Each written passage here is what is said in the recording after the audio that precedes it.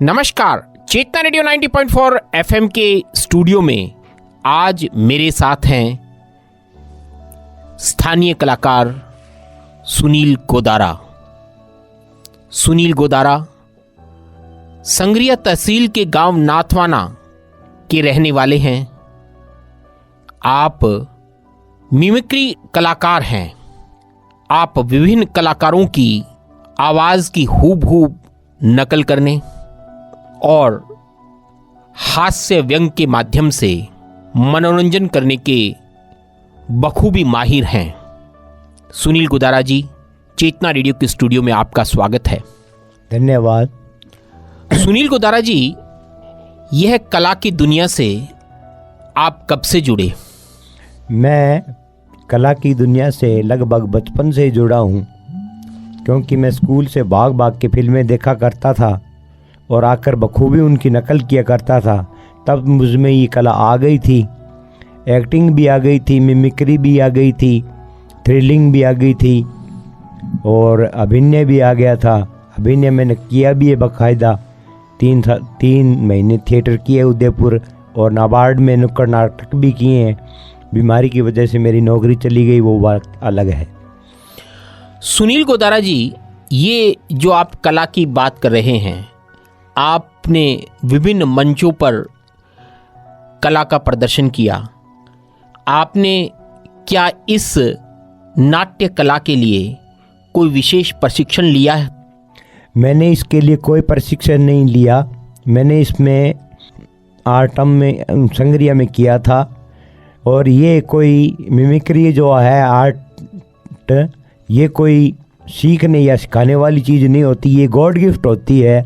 सीखने और सिखाने वाली चीज़ सिर्फ अभिनय होता है और उसके अलावा और कुछ नहीं होता। तो माँ सरस्वती की मुझ पे कृपा है, जिसमें मैं कुछ कलाकारों की और कुछ सिंगर्स की भी आवाज़ करता हूँ और अभिनय भी करता हूँ। लेकिन पिछड़े क्षेत्र की वजह से मैं आगे नहीं जा पाया, और अगर गया भी तो मुझ पे मतलब क्या है कि मेरा रास्ता समझ लो कि काली बिल्ली की द्वारा काट दिया गया। सुनील गोदारा जी, आपने एक शब्द उपयोग किया, पिछड़ा क्षेत्र। मैं इस बात से सहमत हूं कि संग्रिया वह क्षेत्र है जहां नाट्य मंचन इत्यादि का अभाव रहा है।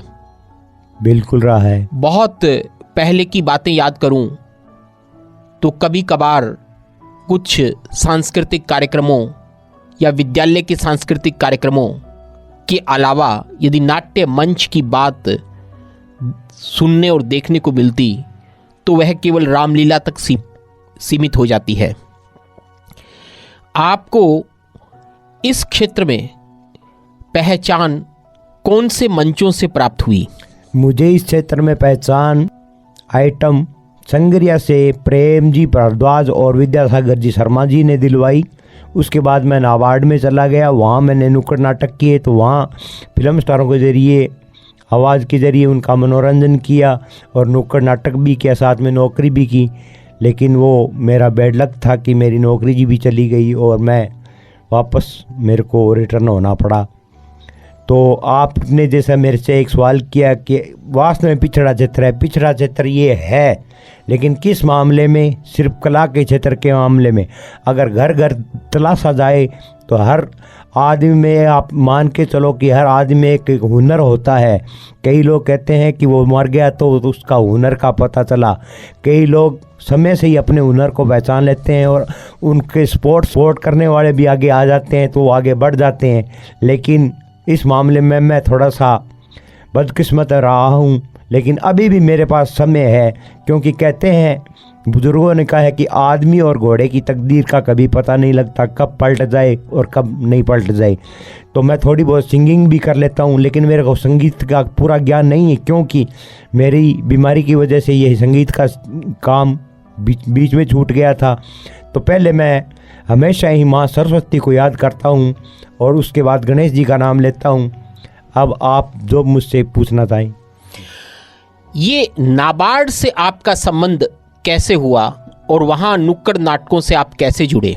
नाबार्ड से मेरा संबंध ऐसे हुआ कि एक बार जोधपुर में एक फिल्म एकेडमी खोली गई थी, अभी भी है उम्मेद भवन में। वहाँ मनोज वाजपेयी जो फिल्म स्टार है उसको पेश करने वाले राम गोपाल वर्मा जी जो भूतिया फिल्म बनाते हैं, उन्होंने पेश किया था, वो आने वाले थे। तो उसमें मैंने फॉर्म भर दिया और मैं वहाँ चला गया था। तो वहाँ मैंने अपने आर्ट पेश की। तो राम गोपाल वर्मा जी देख के मुझे सरप्राइज हुए। उन्होंने कहा एक नहीं 5-5 कलाएँ आपके पास है, फिर भी आप धक्के खा रहे हो। मैंने कहा क्या करें सर, पिछड़े क्षेत्र से आ गए। तो उन्होंने मुझे 30 नंबर पे सिलेक्ट किया था। और किसी लड़की ने, नरदेव सिंह नाम, चारण नाम था उस व्यक्ति का जो उसका इंचार्ज था, किसी लड़की ने मेरे 30वां नंबर अपने नाम करवा लिया 1 लाख देकर। और एक लड़का और था विक्रम सिंह राठौड़, उसने कहा चलो दोस्त अपने तो सीटें तो खुश गई, लेकिन अपने क्या है नाबार्ड में चलते हैं, पहले उदयपुर जाके अपने थिएटर करते हैं, फिर नाबार्ड से जुड़ते हैं। इस प्रकार मैं नाबार्ड से जुड़ा और नाबार्ड से मैंने आगे थोड़ा मेरा मतलब संकोची स्वभाव चला गया।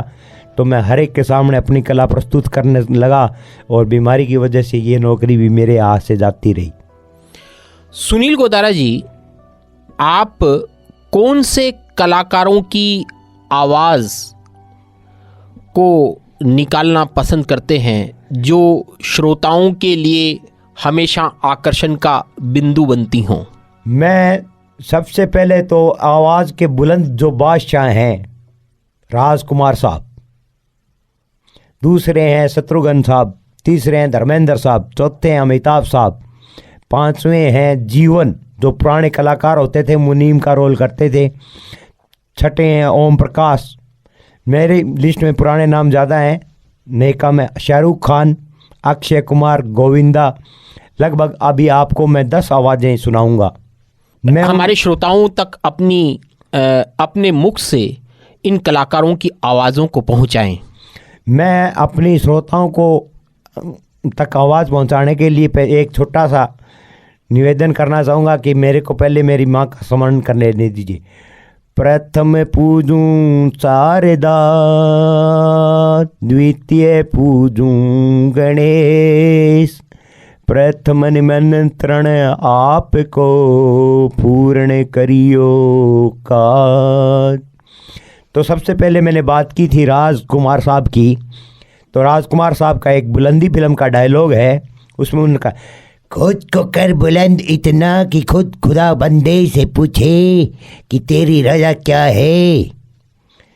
एक और सुनिए फिल्म तिरंगा में, अरे नहीं वागले नहीं, तुम्हारा तरीका गलत है, तुम पहले लात से बात करते हो फिर मुलाकात करते हो, ऐसा नहीं करते, हमारी तरह करो, हम पहले बात करते हैं फिर मुलाकात करते हैं, फिर ज़रूरत पड़े तो लात करते हैं।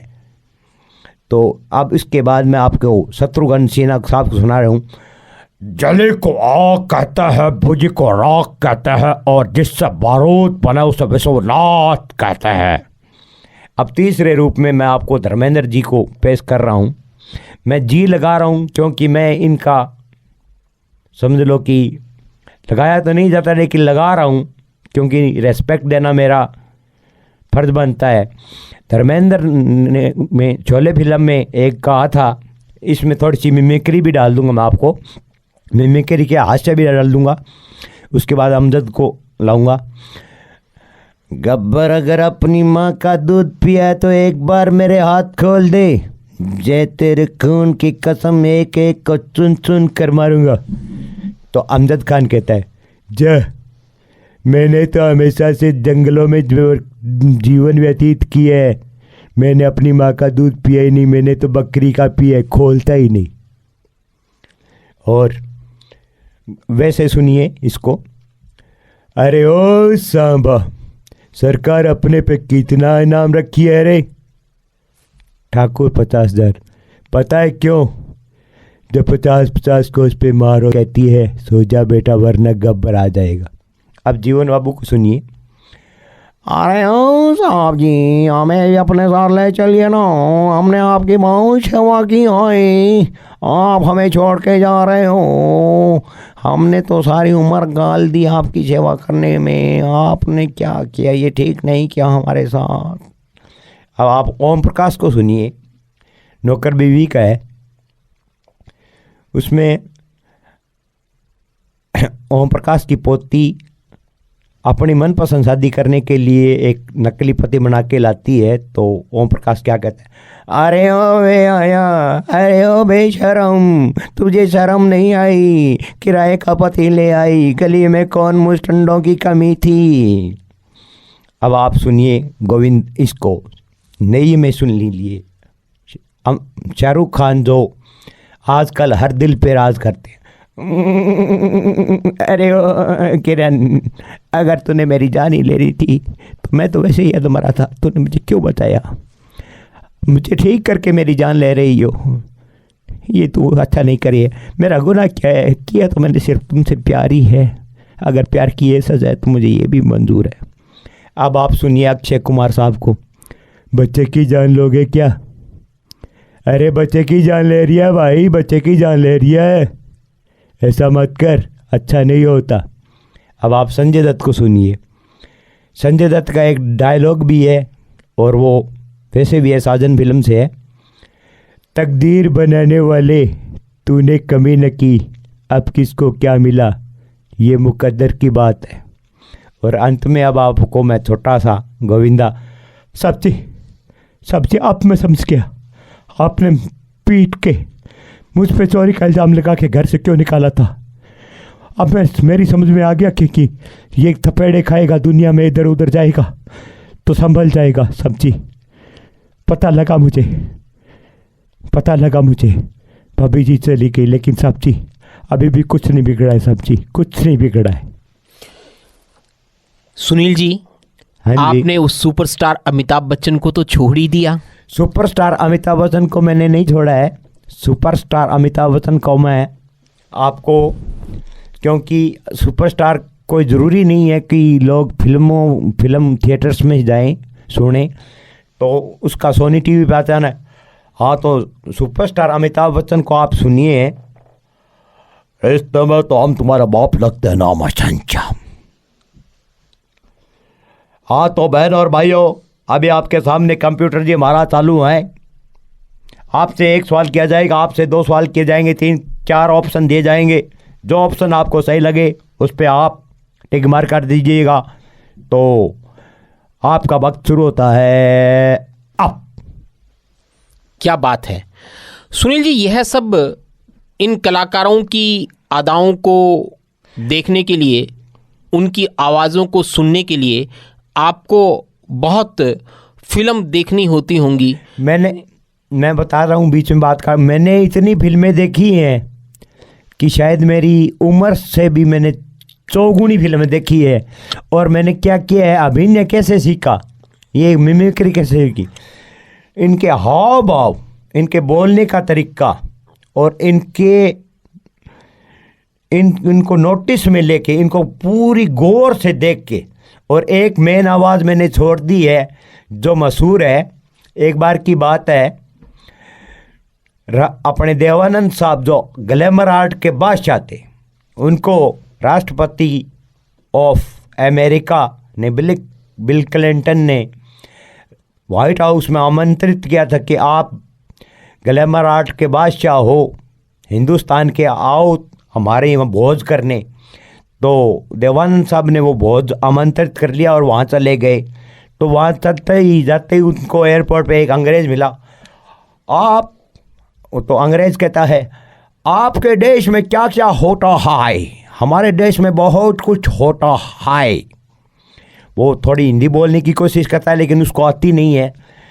तो देवानंद साहब ने कहा, हमारे देश में क्या नहीं होता, हमारे देश में तो बहुत कुछ होता है। कृषि प्रधान देश है, उद्योग देश है, उद्योगपति भी है, राजनीति भी है, सब कुछ है। तो वो कहता है, मेरा मतलब इसे नहीं था, हमने टेक्नोलॉजी के मामले में बहुत तरक्की किया है, आपको एक बात बताएं? तो देवानंद साहब, एक नहीं 2 बात बताइए आप, हम सुनेंगे आपकी बात। क्या हमारे यहाँ शादी भी ईमेल से होती है, टेक्नोलॉजी ने इतना प्रगति किया है। तो देवानंद साहब कहते हैं हंसकर, अरे भाई आपके यहाँ तो ईमेल से ही होती होगी, लेकिन हमारे यहाँ तो फीमेल से ही होती है। बहुत खूब। हमारे श्रोताओं ने आपकी इस कला को पसंद किया होगा।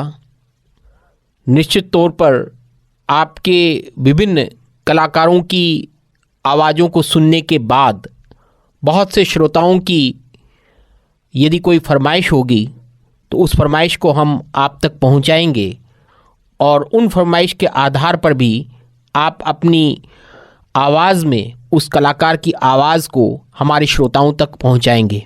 बिल्कुल पहुंचाएंगे। गोदारा साहब, मैं एक बात आपसे और जानना चाहता हूं। आपने एक बहुत गंभीर बात कही कि ये क्षेत्र कला में पिछड़ा हुआ अवश्य है, लेकिन यहाँ कलाकारों की कमी है। बिल्कुल नहीं है।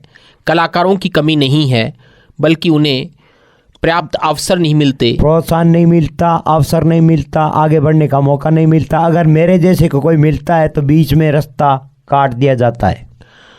तो निश्चित तौर पर यह हम सबके लिए विचारणीय बिंदु है।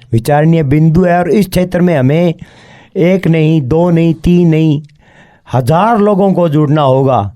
और एक संग्रिया में मैं चाहता हूँ, जहाँ तक मेरी सोच है, कर तो मैं कुछ नहीं पा रहा आर्थिक रूप से।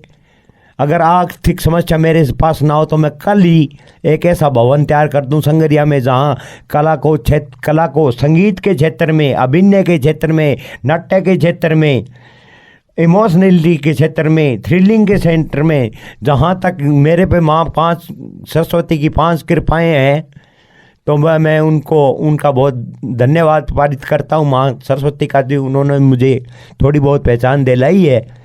तो मैं चाहता हूँ कि इस क्षेत्र में आएँ लोग, हमसे जुड़ें, हमसे बात करें और ये करें। अगर एक और बता देता हूँ, कहते हैं ये छुपा गया होगा कुछ, मेरे पास छुपाने के लिए कुछ नहीं है दोस्तों। अगर मिमिक्री की आर्ट सीखना चाहते हो तो ये तो एक गॉड गिफ्ट है, ये तो नहीं सीखा जा सकता। लेकिन अगर कल कोई हमारे यहाँ ऐसा कुछ हो जाता है, अभिनय, नाट्य, संगीत, आवाज़, सारा कुछ सीखा जा सकता है। तो ये सिर्फ यही नहीं है कि मैंने कुछ फिल्म स्टार्स को ही कवर कर रखा है, मैंने कुछ सिंगर्स को भी कवर रखा है। एक मेरा फेवरेट सिंगर है शब्बीर कुमार, उसको तो मैं आपको सुना के ही जाऊँगा। उसका एक गीत है, तुम्हें अपना साथी बनाने से पहले मेरी जान मुझको बहुत सोचना है। अगर मेरी गुर्बत ने आंसू दिए तो साथ अपने रुलाने से पहले मेरी जान मुझको बहुत सोचना है। ये बंगला, ये गाड़ी नहीं दे सकूँगा, मेरा दिल ही बस मेरी मलकियत है। जो चाहो तो बस मैं यही दे सकूँगा। धन्यवाद सुनील गोदारा साहब। आप चेतना रेडियो के स्टूडियो में आए, हमारे श्रोताओं से मुखातिब हुए। आप बार बार चेतना रेडियो के स्टूडियो में आते रहेंगे, हमारे श्रोताओं से मुखातिब होते रहेंगे। आपका पुनः बहुत बहुत धन्यवाद। मैं आभार आपका भी करना चाहता हूं संजय जी कि आपने मुझ जैसे नाचीज़ को अपने स्टूडियो में बुला के रिकॉर्डिंग का मौका दिया और लोगों तक पहुंचने का अवसर दिया है। अब तो वो देखते हैं कि अपने क्या टर्निंग पॉइंट आता है ज़िंदगी में। आपके भविष्य के लिए शुभकामनाएं। धन्यवाद।